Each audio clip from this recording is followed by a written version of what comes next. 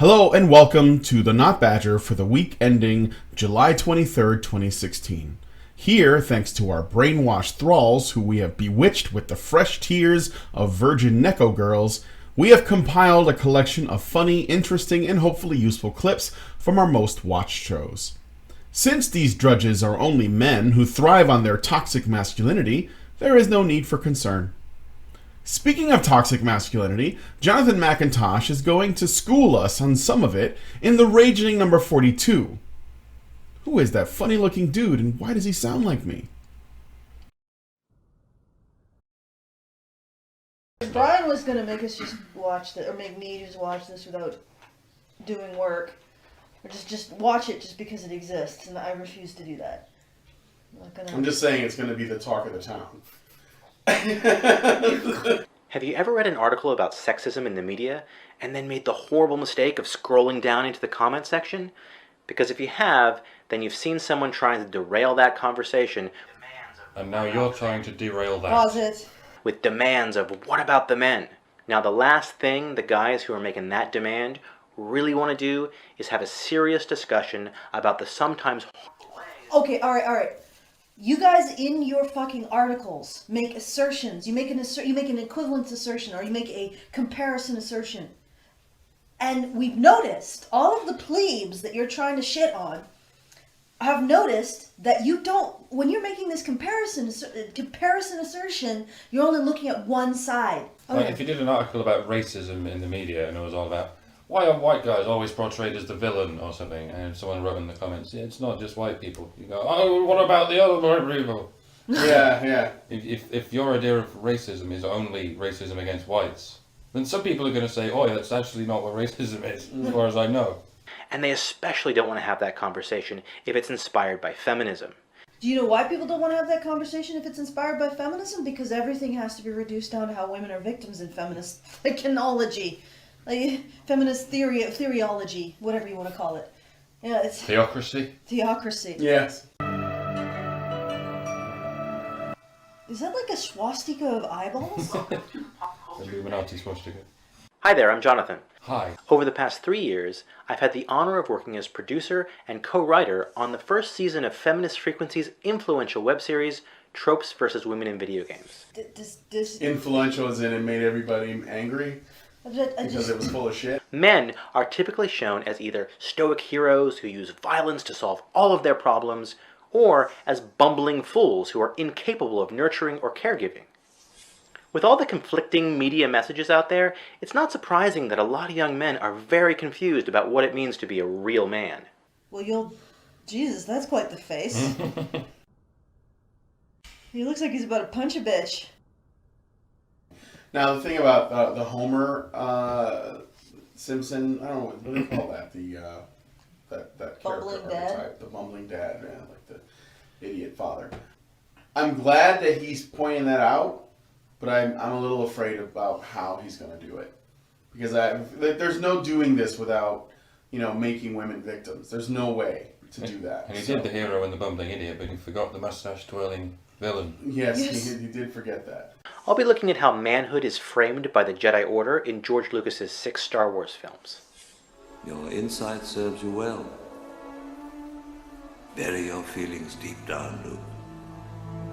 They do you credit, but they could be made to serve the Emperor. So what is he saying there? He says, bury your feelings deep down, Luke. They do you credit, but they could be used against you to serve the Empire. The idea is, outside of the mythology of Star Wars, the idea is, essentially, don't react emotionally, try to be rational when you approach this problem. Mm-hmm. Because if you react emotionally, you're prone to hurting innocent people. But it's actually even more like, this is a world in which people can actually read other people's feelings and thoughts. Mm-hmm. So how does this psychic reality, that where they literally can make your feelings and thoughts into weapons that they can use against you, how does this relate to any goddamn thing? Like, he would be saying that to Leia, mm-hmm. because it's just psychic self-protection in a world where you can use your brain to fry people's bodies. And even then it relates to martial arts in the real world. Yeah. You'll find very few martial arts where they recommend you wear your emotions on your sleeve. Mm-hmm. Because that ends up hurting people. I'll be investigating some of the harmful ideas about geek masculinity that we find on The Big Bang Theory. I'm sorry, but in what universe is Wonder Woman blonde? Relax, no one's gonna be looking at her hair. Yeah, there is a lot to talk about right there. Oh, it's so sexist. I thought he was talking about male geek masculinity. That was a clip about Penny. I don't... Yeah. And a lot to talk about there. Actually, It's all going to be about masculinity and how it impacts women. This whole thing is going to be about women. It's not going to be about men. It's going to be about women. I can promise you that. But this project won't only focus on the negative. I'll also be producing a series of videos that look at positive examples of manhood in the media.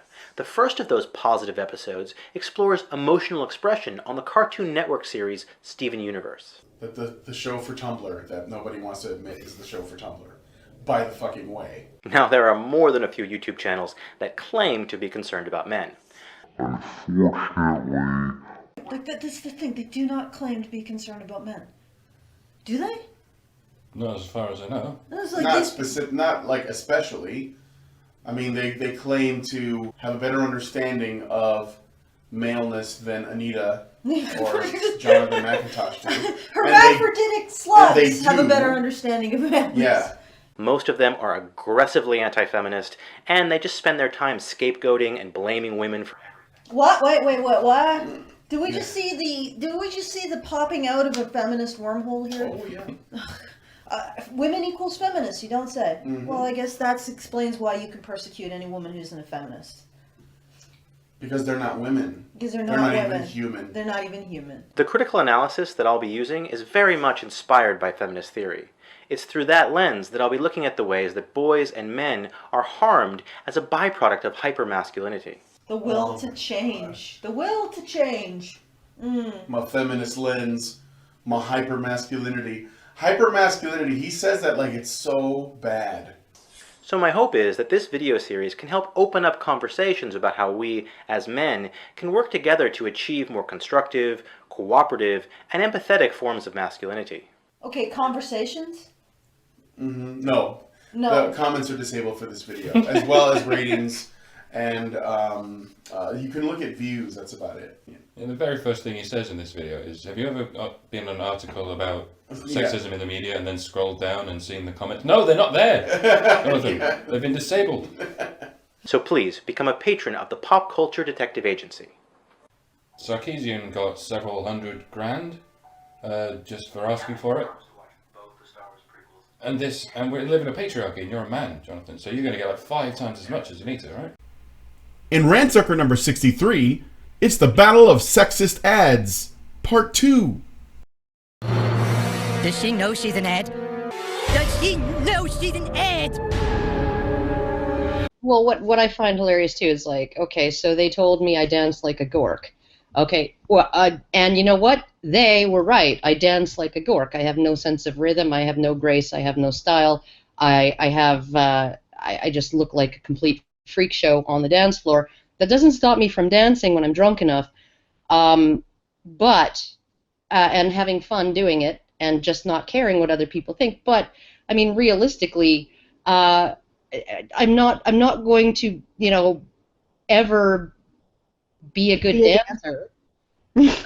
Like I'm never going to be a singer because my pitch is off, right? And I don't know whether there's any way to cure a pitch that's as completely off as mine is, right?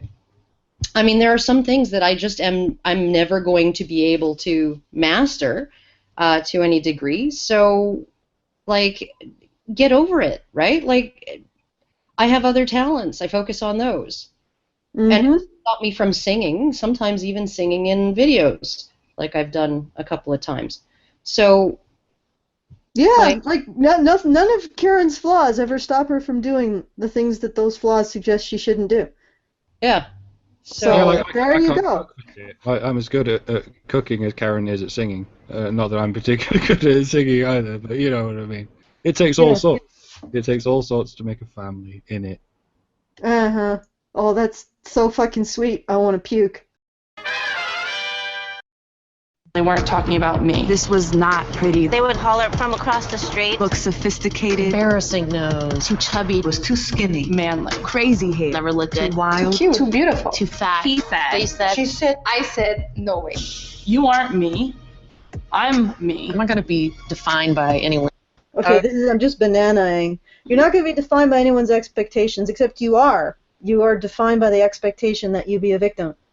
You're experience. You are appearing in a document, in a media creation that defines you in a particular way, as a victim of they. You're not exactly defying those expectations, my dear.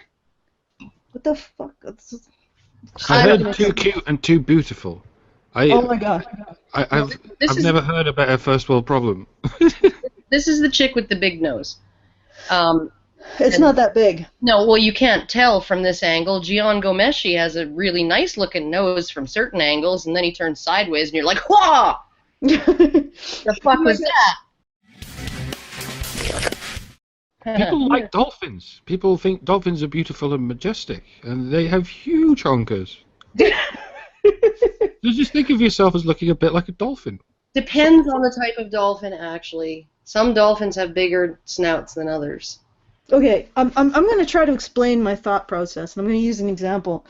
After the ICMI was done, we did this pub crawl, and interestingly enough, man boobs actually took some imagery from the pub crawl from the previous day that we were putting on, and said it had something to do with the ICMI when it was a completely different thing. But anyway, so we were on this pub crawl, and at the end, the final pub, it basically wasn't a pub crawl really, it was just a pub saunter. We just crawled from one pub to another. Look, we went from the Fox to the Ibis. So at the Ibis, there was a young man, who was experiencing a lot of anxiety in leaving his home, and he had gone through a really traumatic experience. In fact, he'd been with a narcissistic borderline woman who basically wore him down. And he was finding it incredibly traumatic to leave his home because he was being plagued by intrusive, paranoid thoughts about leaving, essentially. And I told him that you can't, if you want to get over that kind of stuff, if you want to get over the negativity, you can't replace it with more negativity. You can't punish yourself and say, oh my god, these thoughts, these are so intrusive and they're making me stay at home. You have to challenge the thoughts without being negative. This woman is not challenging the negativity because she's just adding to it. She's just saying they're persecuting me. They're making it worse for me. The real way you would challenge those kinds of negative thoughts is to find positives in your situation and challenge those thoughts with positive thinking.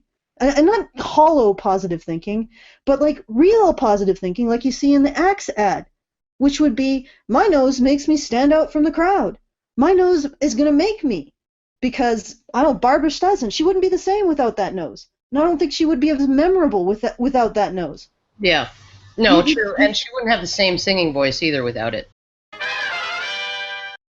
Just like facial piercings and things like that are becoming more and more commonly allowed by employers. So, but having big curly hair, like some women with like thin straight hair would die for her hair. Yeah, and some, I wish that they had hair that made its fucking mind up. Yeah. I mean, this is really the thing. Like I knew girls in high school and women who, like I would have killed for a smaller chest, right? I knew women with smaller chests who were like, I wish I had your boobs, right? Like, I have a thought that I have to get out before I forget it. And I apologize, Karen, but I must get this out. I have noticed something. These women can only accept themselves in the presence of an enemy, an amorphous they that is persecuting them. Why is that? I don't know. They can only do it if it's an act of defiance or conflict. I mean, you look at the men's commercial, and there's no enemy out there at the gates. Go embrace it. Yeah, it's just you got an individual aspect and idiosyncrasy. Embrace it and use your, make it work for you. Use your actions to make it work for you. and your choices about this idiosyncrasy that you have to make it work for you. It has no like enemy at the gates menacing down, and it's not an act of defiance. It's not. For the men, it's not. It's an act of self-acceptance and individuality. For the women, it's an act of continual defiance against the evil other. And they say men are fucking constantly in conflict. Yeah. Why is that? Why do these women need to be victims of something in order to accept themselves? Oh, fuck. Okay. Just answered my own goddamn question. Okay, so I've been staring for a long time now at this woman and the phrase, "This is me, this is my hair, my beauty," and I've been wondering to what degree hair is beauty. I mean, we evolved from creatures that were hairy all over, and for some reason now we've retained most of the hair on the top of our head, and maybe that is an evolutionary beauty thing, like a peacock's tail. But imagine for a moment that it's not for beauty at all. It's actually a practical thing. Because I thought, like, for a moment, I wouldn't care if all the hair on my head was fucking shaved off, but I would care if my eyebrows were shaved off, because I need my eyebrows to stop water from getting in my eyes. So then you consider what the hair on your head is for. It's probably to protect it, so that, you know, when shit falls on top of your head, it doesn't fucking skull you. You've got excellent hair for that, young lady. You got a spring right there. Any boulders fall in your head, they're going to go boing right off. And men go bald, by the way. The one fucking thing that hair is good for, and it fucking falls off when men get to a certain age. So they go, oh shit, well now I have to make that the thing that's good about me. Well now I have to invent helmets and hats and shit. So count yourself lucky that you'll never lose your natural helmet. An eternal defiance, fueled by self-hatred. Because it really, at the end of the day, nobody cares more about your nose than you do, lady. Nobody. I guarantee it. Yep. Nobody either likes it or hates it more than you do. Nobody. In fact, 99.99999% of the population doesn't give a shit. So you are fighting against someone who you are fighting against the amorphous they that doesn't even care. They don't care. It's you who cares. And you who only can like yourself when you're a victim of the people who don't actually care either way. Anyway, I'm going to continue. My beauty. My beauty. My beauty. No, it's not. It's not your beauty if you can only accept it in defiance of someone else. You can only accept it because it's an act of defiance. It's not your beauty when you can only accept it when it makes you into a victim. My say. Your say, huh? I gotta pause this because it's, the bananaing. This is not attractive look for you. I don't think that's an attractive look for anybody, really. And the skirt is really unfortunate.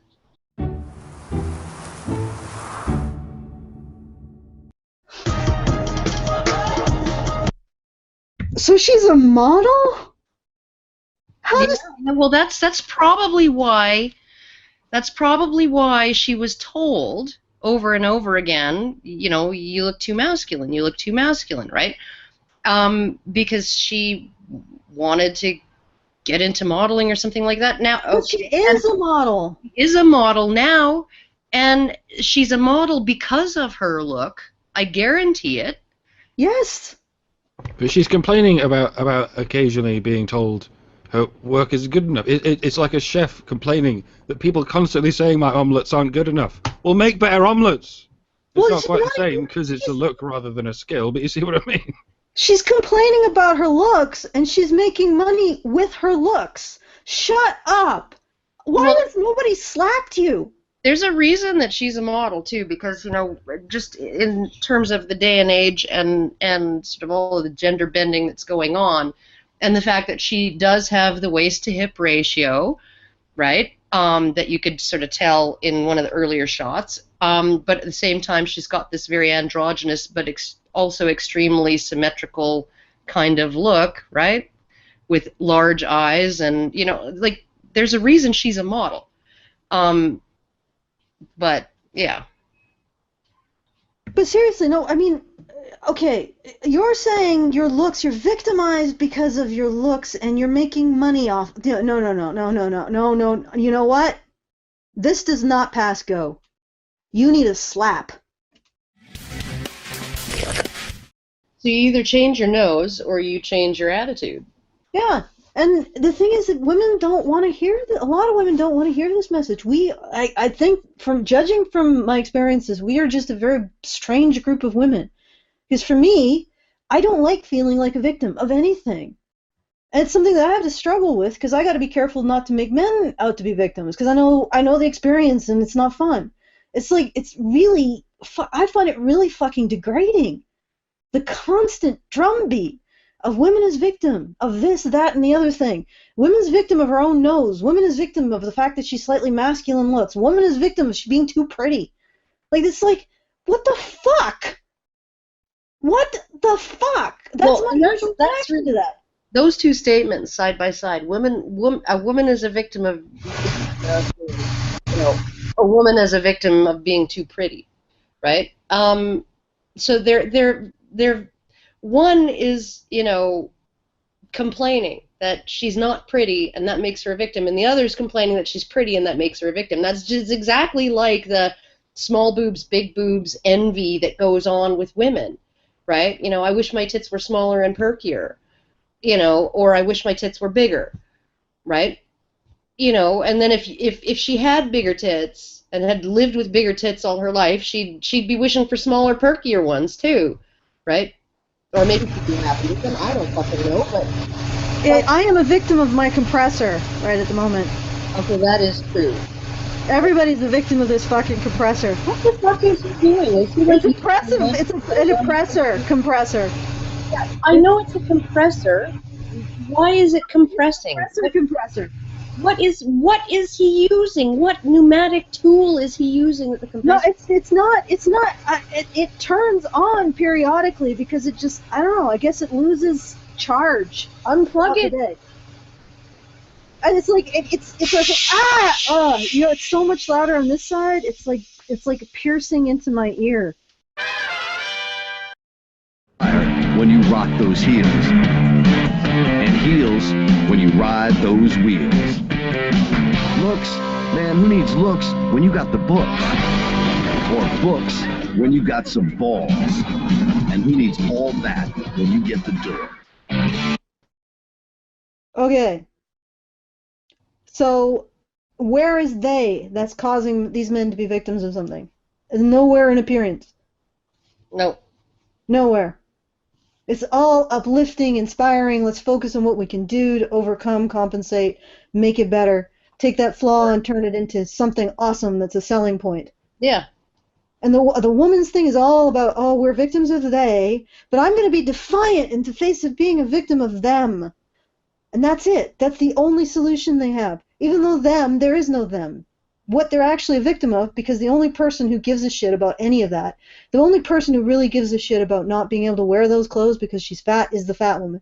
The only person who gives a shit about her nose is that woman with the nose. The only person who gives a shit about her being pretty and a lawyer is her. And the only person who gives a shit about her being pretty and a boxer is her. Or her having masculine features is her. All of those women are the ones who care the most about those issues. And yet they are a victim of they. They, the 99.9999% of the world who does not give a shit about you. Who's more interested in their own problem, like the cellulite on their ass, their broken leg, the fact that they have, they have a colostomy bag in their lap, the fact that they're dealing with chemotherapy. That 99.999% of humans who do not give a shit about the things that you are insecure about, because they have their own insecurities and their own problems themselves. And you are blaming them for the fact that you can't get over your own shit. And you can't get over your own shit because you're constantly blaming someone else besides the person who can't get over her own shit. So all the Dove is selling women is being a perpetual victim of themselves and never realizing that what they're a perpetual victim of is themselves. So they can never solve it. Well, yeah, the they that all of them are victims of. The woman with the big nose is a victim of the woman, the fat woman with the small nose. That's the they that's judging her big nose. The fat woman is a victim of the skinny woman with a masculine face because she's judging her fat. the woman with the masculine face is the victim of the boxer with the beautiful face, because she's judging her masculine face, you know, and on and on and on. This circular fuck-ups, like this circular judgment squad.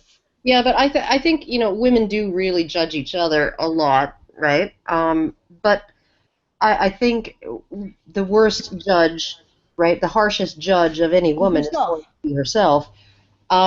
And she's, even if other women aren't comparing, you know, themselves against you or whatever, or looking down on you, you're going to be measuring yourself. I think most women are going to be measuring themselves against the other women around them and finding themselves lacking in whatever way. So essentially, like, it's literally like this one girl I worked with, and she had like 98% of it. Like 98% of it. She had the tightest, hottest, most unbelievable freaking body you could ever fucking imagine. Absolutely stunning, right? Her face was not as stunning as her body. And she was constantly self-critical about her face because she was almost there. She was almost perfect, but she has this face that isn't quite there, and there's no way to make it there. And yet the entire rest of her was just this absolute, I mean, like, you would not, I could show you pictures and you'd think they were photoshopped, right? Absolutely 100% perfection from the neck down, and probably she was maybe like a 7, you know, as far as her face went. And this was like devastating to her, right? She was constantly down on herself about her face. And I'm just like, are you, like, why aren't you lording it over all of the other women around you? Like, look at my fucking hot body. Like, oh my God, right? You know, even if you take the whole package, I still got more going on than 99% of women, right? Like, but no, she focuses completely on the one thing about herself that isn't, you know, the way she wants it. Yeah. Have you ever watched Batteries Not Included? Part of it. It's about these little alien life, like they're little alien ships. They're like a robotic alien life. They're tiny and they come to Earth. And there's a couple characters. Then they come to this almost this about to be demolished like row townhouse apartment house. And there's an old couple. There's a whole bunch of human characters, but two of the human characters.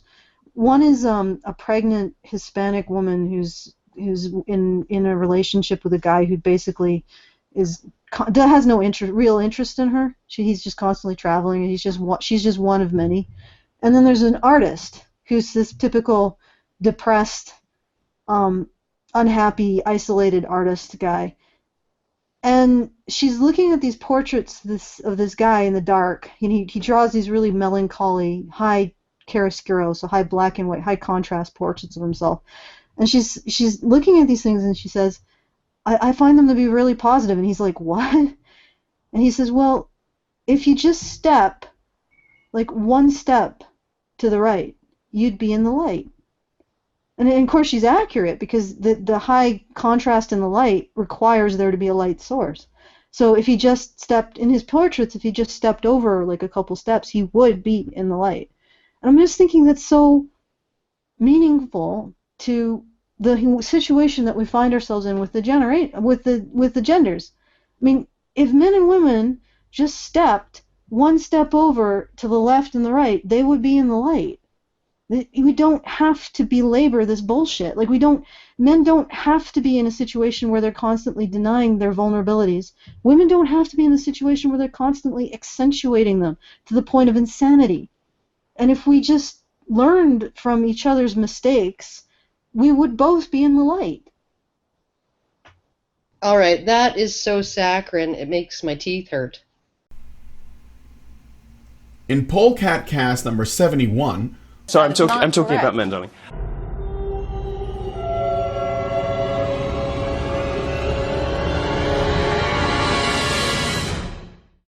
The Syrian Observatory for Human Rights, a UK-based monitoring group, also said there had been violent clashes between pro-government forces and rebels in the vicinity of Handarat on Tuesday, and that it had received a copy of the video showing fighters killing the boy they had captured.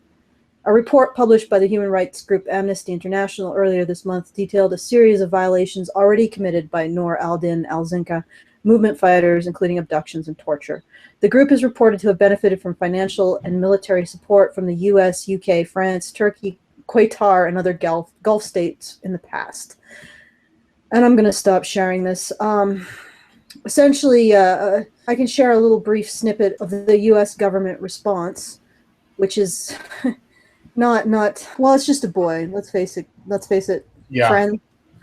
It's just a boy. No need for a hashtag. No need for a movement. No need for speech.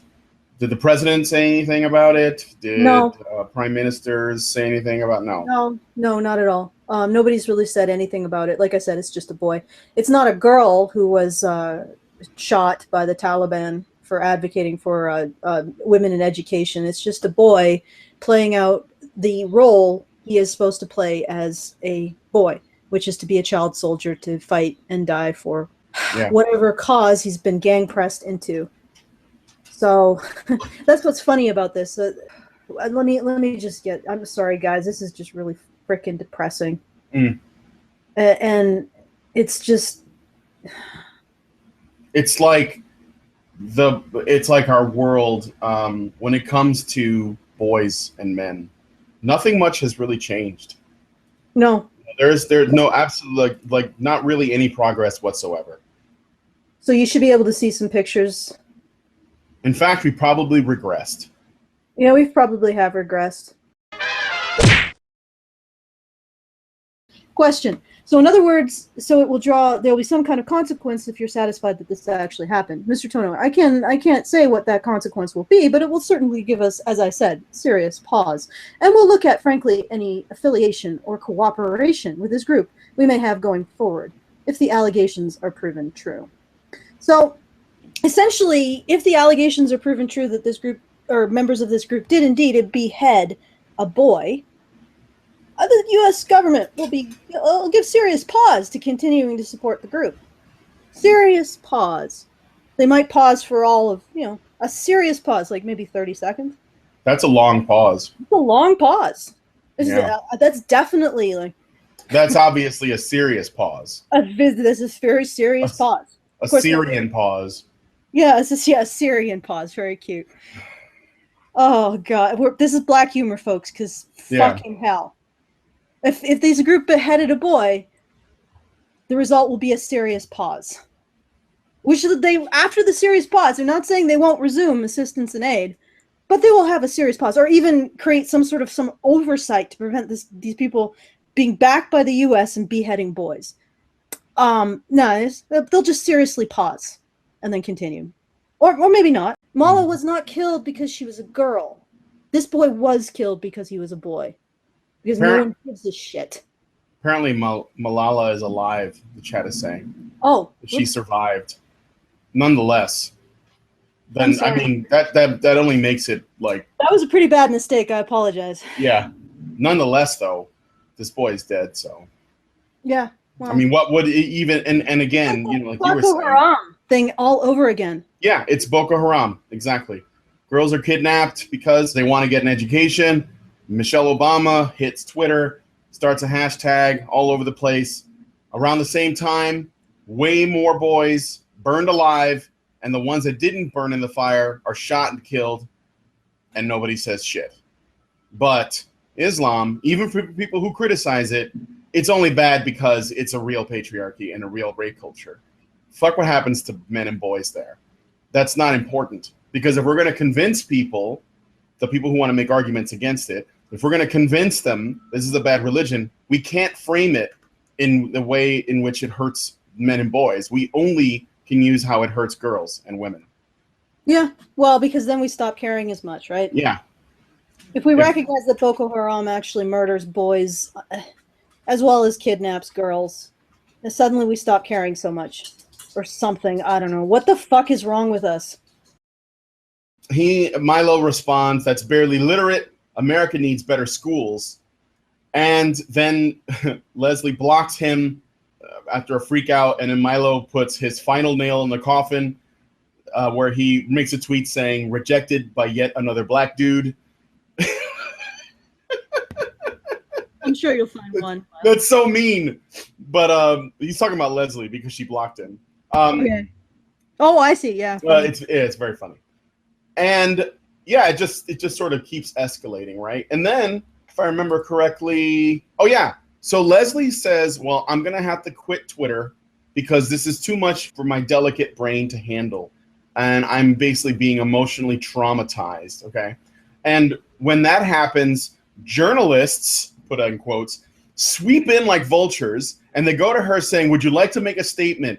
It's almost like they wait until someone is ready to quit Twitter, celebrities, and then they go in and they go, hey, you want to talk to us? We can totally spin this in your favor. And they do. Jack Dorsey comes in and white knights for her, milady. And she was basically just, and they were sending her pretty mean tweets. Like, it's hard to know whether or not, because this is the thing about the internet, they're sending her images.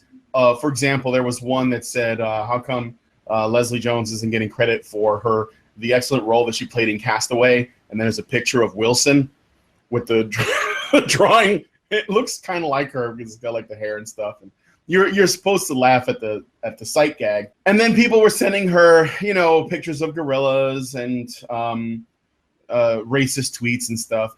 But it's hard to know whether or not those people were being genuinely racist or if they were just trolling because they knew it would work. And I say that because I think that there's an important distinction between those two things. Like, if you let people on the internet know that you're vulnerable to emotional rhetoric or insults, then they're going to see how far they can push you, especially because you're trying to control their behavior, because you're trying to tell them that they can't do that, because they actually can do that.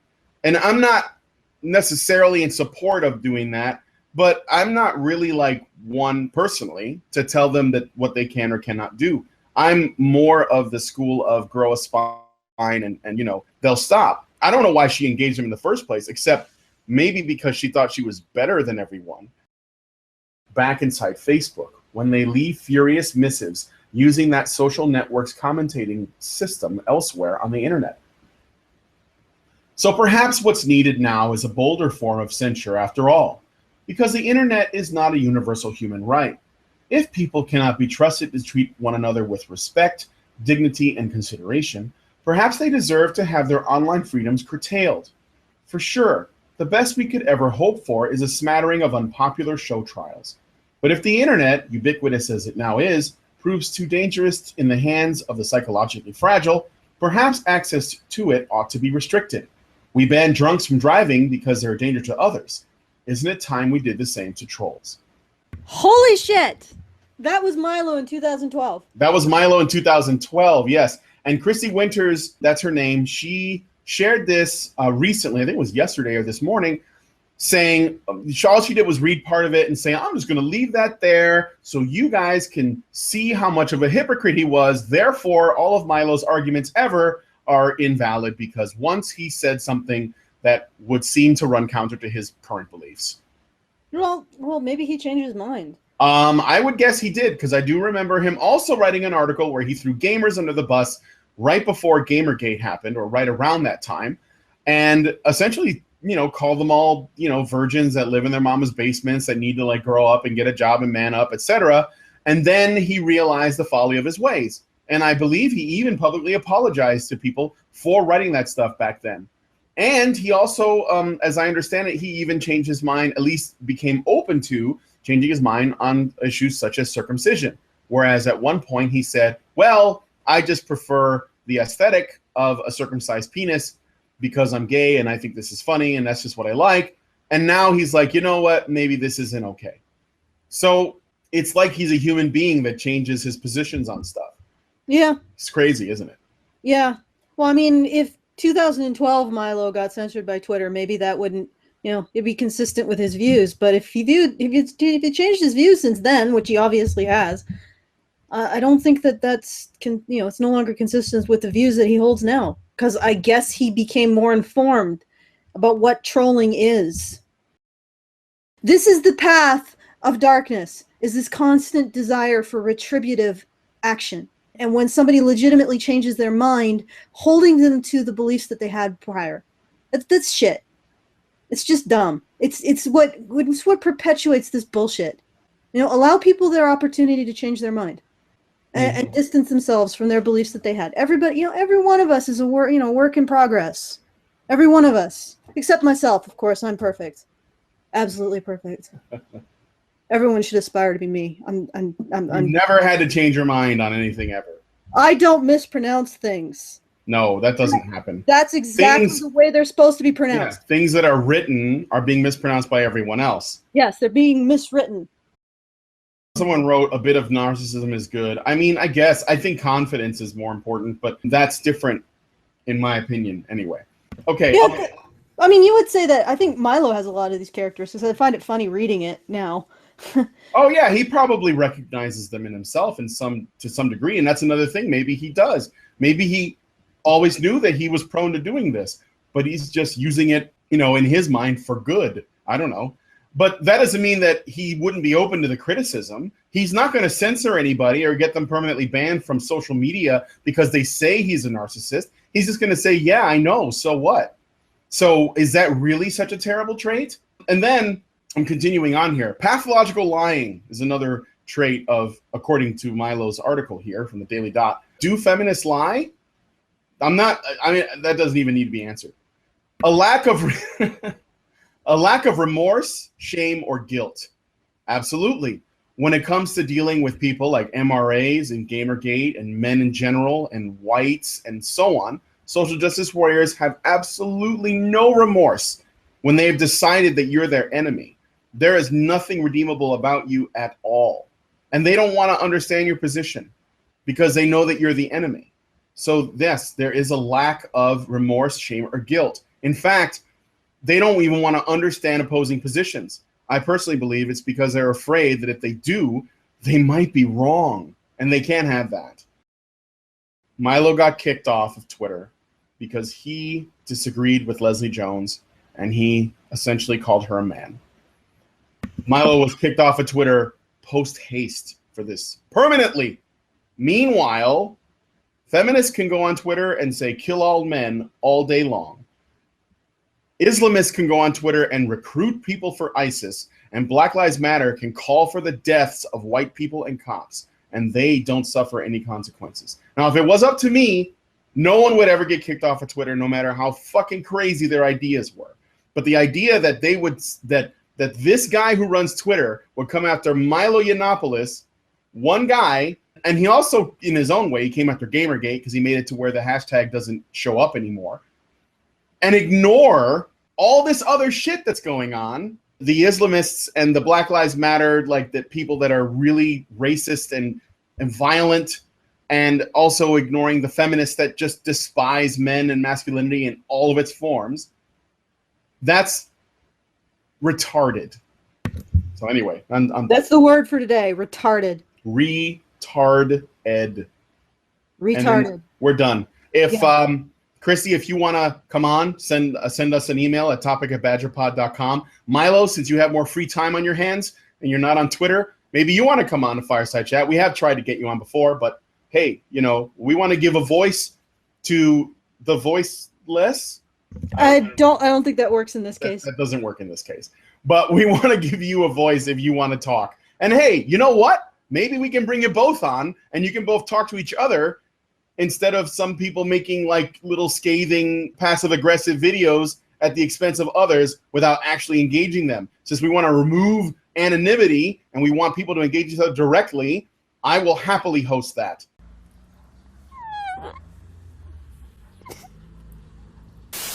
Now for Honey Badger Radio number 63.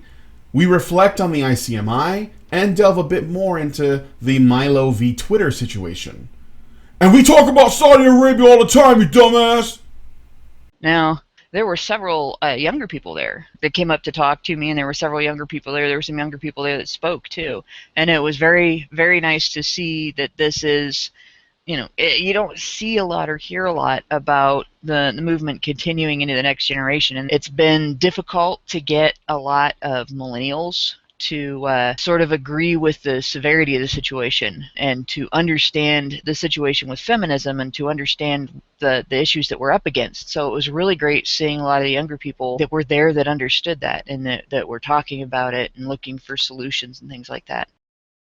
Who was it, like Warren Farrell had noted that in the past, in the 1950s, domestic violence deaths, homicides, were about 50-50 men and women, and then we brought in battered women's shelters and all kinds of help to allow women to leave relationships that they wouldn't otherwise be able to leave, where their only recourse might have been to kill their husbands, if they didn't have all of this support. And then that was when the disparity in domestic violence homicides showed up, where now it's about 30% men, 70% women who are killed by spouses. What women's studies teaches now is still a communist or a cultural Marxist view of gender issues. It's all about class struggle. It's all about oppressors and oppressed. It's all about bourgeoisie and proletariat. It's all about all of that stuff. The haves and the have-nots. And the white supremacist capitalist patriarchy, according to Anita Sarkeesian. So, all of this stuff is still firmly entrenched. All of this Marxist gibberish is still firmly entrenched in feminist academia and the most prominent feminist writers like bell hooks and others, right? So Greer and stuff. Even the early feminists, they didn't really all call themselves feminists, but like the suffragettes, a lot of them were progressives. Oh, a lot of them were social. They were very, very much into that. They were very much collectivist. Two of the Pankhurst sisters, they split off from the suffragette movement partly because of the way it treated men, and then went off and became actively involved in socialist movements and unionist movements and communist movements and stuff like that. And it was essentially, it wasn't because they disagreed with the Marxist model, they just thought that the Marxist model didn't apply to gender. Just as Paul's entire speech right at the end was like, we can't only concentrate on feminism because the real culprit is gynocentrism, right? Like it's all layers of the onion. Yeah. You peel one The off, onion. one underneath. The Funyun. Layers That's what it is. Society has become a parody of itself. Our anti-slavery efforts were unpopular for 500 years, or around there. They were just marginal in small communities because slavery was such a huge part of our society. But bit by bit, it was challenged. And maybe we might have an advantage because of all of the new media getting the word out now, so we don't have to wait 500 years. But the fact that we're unpopular means nothing. So apparently WikiLeaks threatens Twitter with competing platform after declaring support for #FreeMilo. By the way, #FreeMilo has been what do you call it? Is it a blocked tweet or a hashtag rather? So that it cannot trend like Gamergate. So WikiLeaks has threatened Twitter with the creation of another social network after defending Breitbart tech editor Milo Yiannopoulos over his ban from the site. This is a quote. Quote, "We don't ban people for expressing their thoughts. Targeted abuse and inciting abuse against people, however, that's not allowed," replied CEO of Twitter, Jack Dorsey, despite the fact that no evidence has been provided showing Yiannopoulos did any such thing. Quote, "It is time at Twitter got out of the censorship justice game. Let users create communal filter lists if need be," replied WikiLeaks, along with another tweet pointing out the hypocrisy of Ghostbuster star Leslie Jones' incitement for harassment against other users who were mocking her, which she did. In fact, Leslie Jones, she just jumped in like ankles first to argue with anybody, and I think the reason why is because she thought she had the moral high ground and she's an emotional child. That's my opinion, though. I can actually summarize, because one of our incarcerated dependents, otherwise known as slaves, but they preferred incarcerated dependent, Mike J. did a summary of the tally. So Milo's tally compares Leslie's acting to a hammy 80s black caricature. Says he's been rejected by another black dude.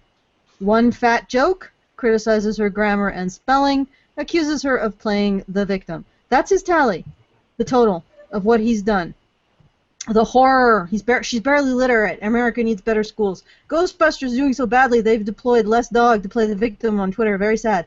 If at first you don't succeed because your work is terrible, play the victim. So this is what got what the okay. Anyway, and apparently her tally is calls him stupid, calls him sad ×2, calls him an idiot and a fucking idiot, retweets a tweet calling him an asshole and trash, retweets a tweet calling him the Uncle Tom of gay people, says he supports hate ×2, accuses him of supporting her harassment, says he needs to grow up, follows that with your mama bitch, calls him a racist bitch, calls him a loser, tells him to shut the fuck up.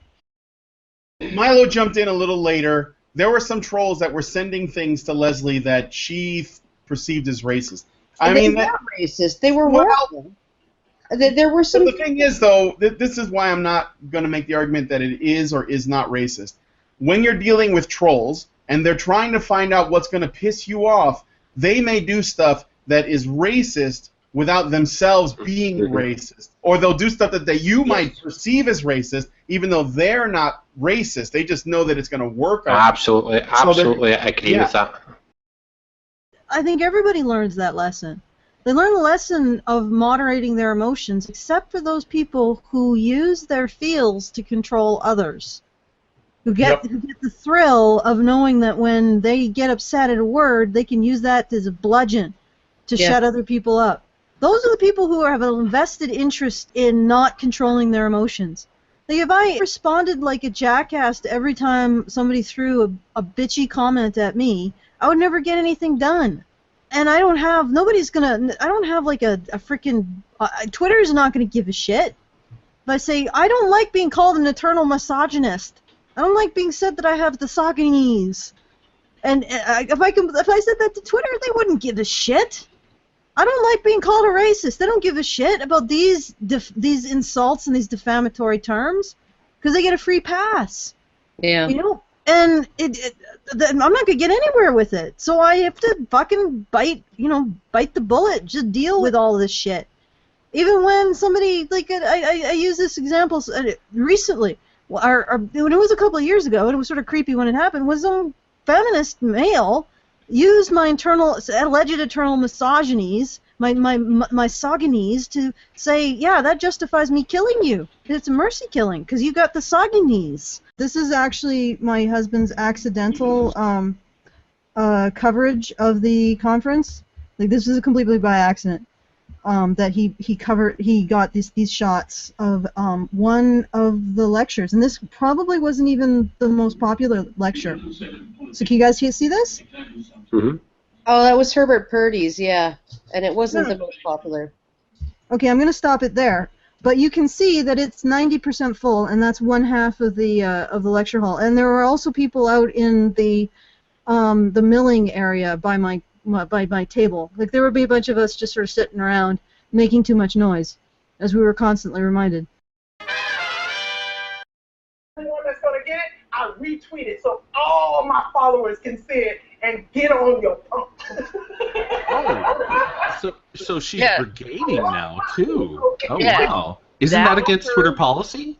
That was her admitting that she sicked her followers on people. Yeah, that's against Twitter policy, if I'm not mistaken, engaging in that kind of behavior. Yes, but she's a black woman. The rules don't apply to her. Well, of course. Well, she's also part of the celebrity elite on Twitter, so basically it doesn't even matter that she's a moron that doesn't know proper grammar and isn't funny and has no talent and looks like some kind of one of those, those stumpy little cactuses that you can get like that for people who are too lazy to take care of their own plants. Jesus, Brian, you're catty. That's not racist because I compared it to a plant. Wait, is that snake yogurt that I see on the channel? Yeah, there? no, like there was like a massive. This is the fight between Cenk, did I say that right? And Alex Jones. All right, guys. Oh goodness. Okay. I know that the sound is really bad, but that's because I think it was recorded from someone's TV screen. Oh my God! Oh my God! Cenk is being harassed by a T-shirt of Trump. Okay, you know what? I think Alex Jones might be winding him up. Second of all, no, you know who? You know who's accused in court papers? You know who's accused in court papers of being a rapist? Donald J. Trump. Why Donald Trump? What are you talking about, you nutter? Court papers. What the is this? Okay, all right. Jake is so pissed off right now. And Alex Jones is laughing his ass off. Yes. This is like a bunch of walruses on a rock with seagulls flapping around. You know, like, and they're rearing up with their tusks, making that sound. Wait, That's what was that, this Alison? is. I didn't catch the part. What was that again?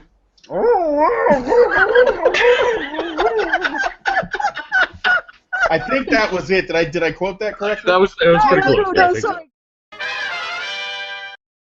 I will make Cenk a sandwich after this ordeal he's had to go through. He must have PTSD, and it's the least I can do to make him a sandwich and send. I'm gonna send Alex Jones a pizza. I actually It's very big of you, Karen. I want to know if anybody can dig up Cenk's mailing address. I will send him a ham sandwich, and it will be a glorious ham sandwich. It may be moldy by the time it gets there, but it will be the most glorious ham sandwich. I will make a video of me making Cenk Uygur the sandwich that he demanded because of his ordeal. This ordeal, this suffering that he had to go through, that he had to deal with Alex Jones. He had to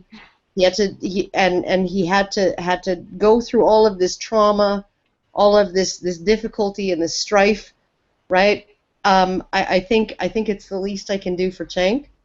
And the least I can do. And so, okay, so I would suggest that anybody who wants me to make Cenk Uygur a sandwich, and it will not be just a ham sandwich, it will be the most glorious fucking sandwich you have ever seen.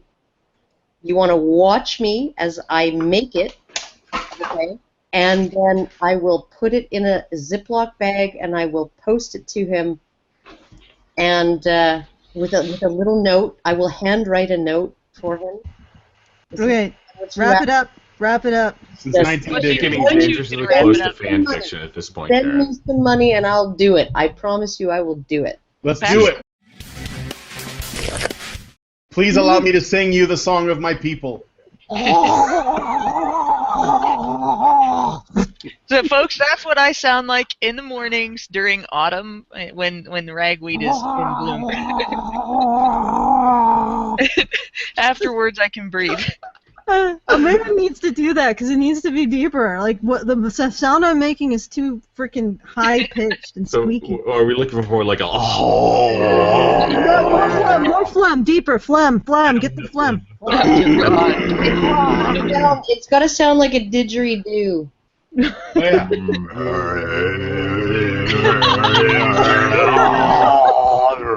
All right. Finally, we have our fireside chat guest, Ayam Sirias, a MGTOW and angry cock who lived in Indonesia for many years, and we discuss Islam, MGTOW, and fathers' rights, amongst other things. Number one, anybody listening should understand that this is a fact, and you can look it up, that Indonesia is the most populous Muslim country in the world. And what that means is that it has the largest Muslim population of any country in the world. And that's more than Saudi Arabia and any Middle Eastern country. It has more Muslims there than anywhere else in the world. And I think the population of Indonesia right now is about 350 million. It's about the same population as the United States, but on a smaller geographical scale. And when it comes to concepts of Islam in Indonesia that are different than, let's say, what you see on television, all I can say is this, is that coming from a country where when you walk out your door and your neighbor is a Muslim and you talk to your neighbor as a normal person like you would a Christian here in, you know, God's country of Canada and North America, it's the same. It's normal. Your neighbor's a Christian in Canada, your neighbor's a Muslim in Indonesia. That's the way it is. And you argue about the same things. You see the world on a very similar level. You go to sleep at night thinking about what your religion is portraying as itself to the rest of the world, just like every normal person in the world. I was able to get custody of my son because the laws there did not subscribe to these completely horrible narratives of feminist laws, where they're basically, and call it what you want, but as long as I had the money to pay for lawyers and to make it happen, I was able to say, look, I'm going to pay for your representation within the law. I can do it, and I want full custody of my son. Can we make this happen? They said, yes, absolutely. We'll make it happen, and it happened. Done.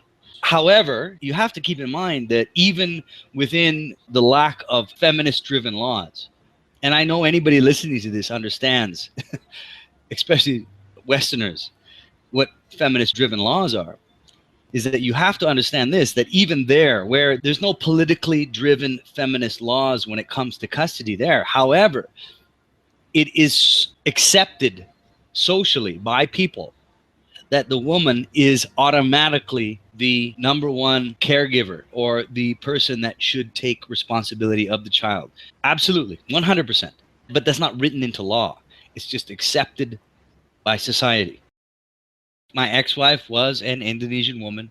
She's not what many MGTOW men or other MRAs might describe as a bittered white feminist woman. She was not that. She was a very atypical Indonesian woman with very typical values, very traditional values, as far as the roles of men and women. But the betrayal, the absolute betrayal, the moment of, I'm sorry, but you know what? I just wanted your kid. I'm sorry. I just, you know, you're a North American guy. I just want your semen. I just wanted your kid. And I'm sorry I made you feel special. Okay. But in reality, I just wanted your kid. And that was it. I don't know how much that happens here in the West when it comes to the same cultures, but I swear to God, man, I can tell you 1,000 stories of who's that has happened to, as Western men trying to find the what do you call it? The oasis in Asia. MGTOW is and always will be a concept and philosophy, a way to live your life. That's it. A personal choice. A personal choice. Mm-hmm. I can't give you rules on how to be this is a horrible comparison, but I'm grasping at straws here. A vegan, you know, like what am I going to do? How to make out right? Yeah, basically. like how, yeah. Come on, man. The point is this: is that we are apolitical. Number one, apolitical. There is no political party involved in MGTOW. We are about choice and lifestyle. And if anybody comes into our community and tries to force a political concept or a lifestyle concept or anything beyond that, then they're not MGTOW, because they're going against this concept of, look, to be MGTOW is this: I understand the difference between men and women, and I've made a choice, and this is how I'm going to live my life. That's it. There's no, there's nothing beyond that. And anybody that tries to push anything beyond that, they're not a part of what we're saying. It's very simple. And you can play this video for people to hear and listen to and have them argue about it. Please do. Because I know at least for a small percentage of people, they'll listen to what I'm saying. And even a greater percentage, I hope they'll argue with me and they'll try to come up with some other concept. Because the point is this: be intelligent, be real. A woman in dire need has every opportunity for somebody to give her something. And it's not written into law. There's no subsidies for women or single mothers or whatever you might have here in the Western world. There's nothing there. But a woman with a child, are you kidding me? Men will bend over backwards to make sure she has what she needs. She will never starve, and neither will her children, ever. Is there like a lot of men raising women who have children that are not theirs going on over there? Oh, absolutely. Are you kidding me? Oh, are you kidding me? It's incredible. Yeah. Like because And this is what I'm talking about. It is a cultural concept. This is not something that needs to be driven into the minds of men through law, through legal concepts. It doesn't have to be. It is a concept that is cultural. And men will bend over backwards for a woman and her child that is not his own. And he'll do it unquestionably. He won't even think twice about it. It's incredible. It is incredible, the white knighting that happens in the Eastern world. Is that like is that something that comes at all out of the Islamic part, or is that just? Absolutely. Okay. It's cultural. It's religious. It's absolutely cultural. It is so strong in the culture. Women weak, men strong. Protect, protect, protect. The MGTOW choice is the best choice because it's your choice. It's done. You're finished. You don't need to please anybody but yourself. You are, how do you say it? Aggrandizement. You are fulfilling what you want to be as a man and a human being and nothing more. And you know what? When you can do that, any other person that comes into your life, they're going to benefit from the fact that you are the best person that you could possibly be because you're MGTOW. There you go. There's my sale pitch. Men have empathy. And you know what? I'm not saying this because I want to sell empathy to somebody. I'm saying this because in my experience, this is what is real. Men have empathy. They have the ability to feel what you are feeling right now. When you are hurt, a man can sit inside your trousers and he knows how you feel. If you allow him to, he will do it. And I swear to God, in my experience, in my lifetime, I have seen that happen with men. But I have never, ever, ever experienced that with another woman. I've never seen a woman have the ability to be empathetic with people around her. Now, call me a misogynist, call me what you want. But this is my experience. This is what I've seen and what I've understood. And other people will either agree or disagree with it. But together we'll come to a conclusion. And the point I'm making is that, in my opinion, men are empathetic. They have the ability to see inside the heart and the feelings of another human being, not just a man or a woman, another human being, and actually feel it and make decisions based on that ability. And I don't think women can do that. I'm sorry. Well, I do know that, you know, when men are often described or portrayed as not having empathy. And all that means is the people who are writing that don't have empathy for men because they don't understand men. No. They don't understand masculinity. And when men express the empathy, they do it they don't do it by talking about it, which is usually what women do. They do it with actions. Yeah. You know, if you want to look at a video from after the towers fell in 9/11 and you see the people who are going through the rubble to dig people out. Yes. And all that shit. Those are all men. If you want to believe that your life will be saved, then believe in the empathy of men. Because if you believe in the empathy of women, then only words will be spoken and no action will be taken.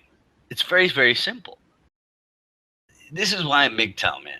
I'm tired of people trying to convince me that men are assholes. Racism is really misandry. Yeah, it's rooted in misandry because, like, it doesn't come from a fear or hatred of the women of a different race. No. It's a problem with the men. And, you know, we've said this too, like when let's say that a cop pulls over a black guy for driving while black, okay? Yeah.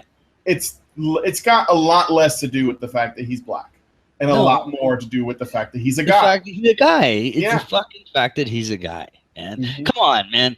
We can test this theory. Just take any goddamn story where it's a black man and turn it into a black woman, man. It's simple. I mean, I don't understand why people don't get this shit. You know? You take the black man that was shot by a cop and make it a black woman. Yeah. I mean, when real racists, let's talk about real racist people. There are no real racists. I'm just using it. No, I'm using it as an example so that people who are watching will understand. Yeah. They have a starting point to work from. Okay. when real racists want to other another race of people, okay, what the methods they use is they use fear mostly. Yeah. And the way they do it is they say, the men over there are coming for your women, or they're going to hurt us. The tribe, that other tribe, is a threat that we should despise. It's because of the men. Because the men are raping your women. We hope you enjoyed this clip show. If there was a clip from these shows that you think we should have shown, please leave a comment on the video and include a timestamp. Thank you, and Badger on.